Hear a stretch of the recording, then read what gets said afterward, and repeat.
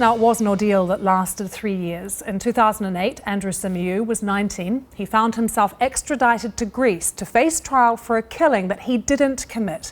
He'd been on holiday the previous year with his friends on a Greek island when another teenager died in a nightclub. Once back home in London, Andrew was accused of manslaughter and extradited to Greece with a European arrest warrant. It took 3 more years before he was acquitted. Well, Andrew joins me now. His book Extradited is being released on Tuesday about his experience and also calling for changes to the extradition law. Andrew, you went through so much, a horrific time. Why did you decide to sort of relive it again by writing the book? I was encouraged by many friends and family to write Extradited. And I think one of my main motivations behind writing the book really was to lobby politicians to make further changes to the very controversial European arrest warrant. I mean, as it stands, the European arrest warrant means that if another European country were to issue one and want a British person under arrest, then the British courts have absolutely no power to review any evidence at all. So this leaves us very open to, well, very vulnerable to abuse on the behalf of the authorities in other European countries. And I think my case really highlighted that.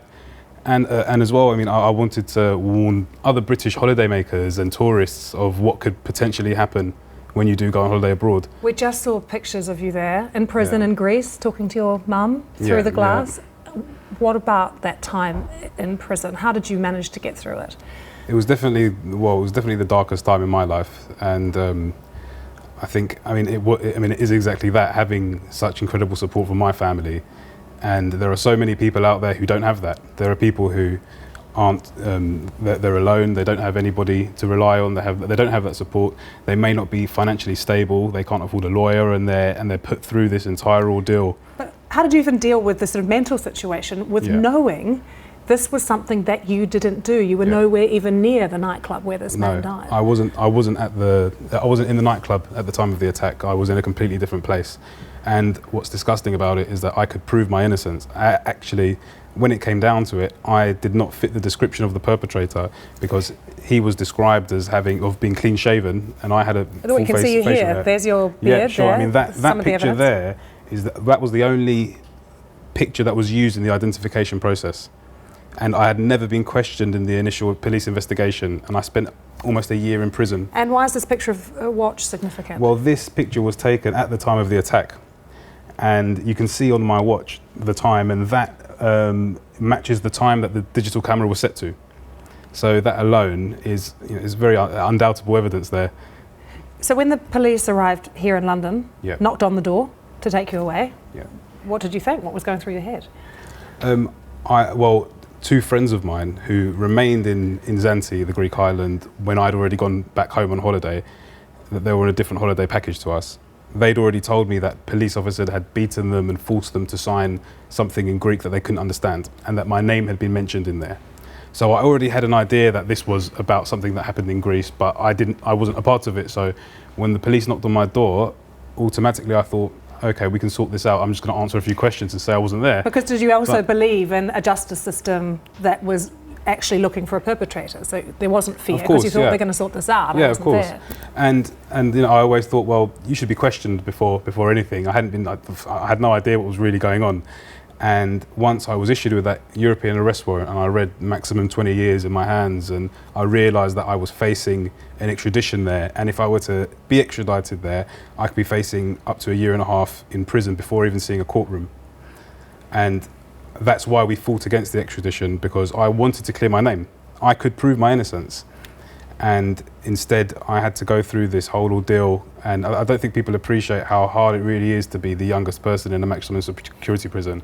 In another country. In another country, of course. And I think my book isn't, I didn't endeavour to say, this is what happened to me, it was so bad, I went to prison, the government needs to change it. It wasn't just that. I mean, my story really it's about the ups and the downs, a fight for justice, the strength of family, and inner strength is a very big theme in the book. You must have had to have such a strong inner core, because the prison in Greece is described as one of the worst in Europe. There you are, you're just 19. You've never experienced anything like this before. There must have been days, though, where you thought, I might not be able to get through this, were there? Or, you know, I bore witness to very violent riots. I mean, I witnessed, you know, people getting beaten, not even black and blue. I remember there was a man who just literally fell down the stairs right in front of me, collapsed on the floor, and I mean, he wasn't even covered in blood. He looked like raw meat. He'd been beaten so badly. I'm 90% sure he was dead. And were there any acts of kindness in prison? Yeah, I mean, you do.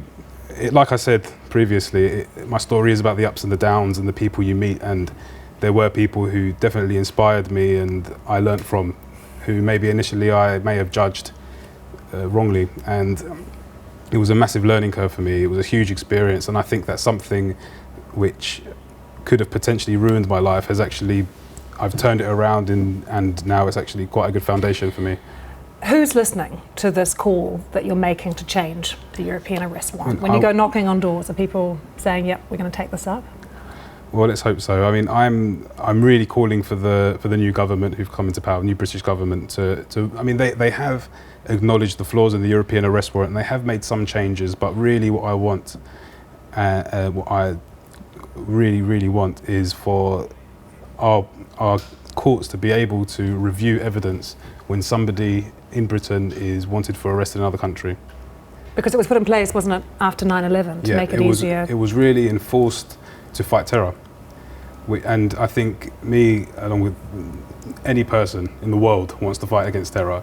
But I think by jeopardising the rights and stripping British citizens of that right for evidence to be shown in a court, I mean, if that isn't changed, then this won't be the last time this happens. This will happen again and again and again. And I'm sorry to say it, but the changes that they've enforced aren't strong enough. Very briefly, Andrew, do you feel like you've been able to put this time behind you? Is life looking brighter now, or do you worry that this is going to haunt you now? It's not going to haunt me. I think this is really the way to close the book, and this is the best way to put it behind me, I'd say. Okay, good to have you on the programme, Andrew. Thank you so much. Thank you for being with us.